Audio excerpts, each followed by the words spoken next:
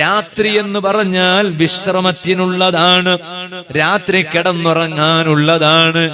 ഓ ചെറുപ്പക്കാരാ, ആ രാത്രിയെ കിടന്നുറങ്ങാതെ അങ്ങാടികളിൽ പോയി വലസി നടക്കുന്നതോ അത് അക്രമമാണ്. അല്ലാഹു തആല ഓരോന്നിനും ഓരോ ക്രമം വെച്ചിട്ടുണ്ട്. ആ ക്രമം തെറ്റിയാൽ അത് അക്രമമാണ്, അത് ദുൽമാണ്.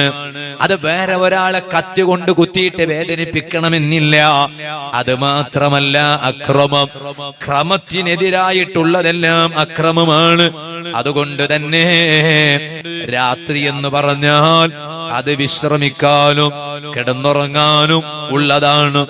എന്നാൽ ആ സമയത്ത് അത്വശ്യത്തിനല്ലാതെ വീട്ടിൽ നിന്ന് പുറത്തുപോയി വലസി നടക്കുന്ന സ്വഭാവം അത് ക്രമത്തിനെതിരാണ്, അത് അക്രമം.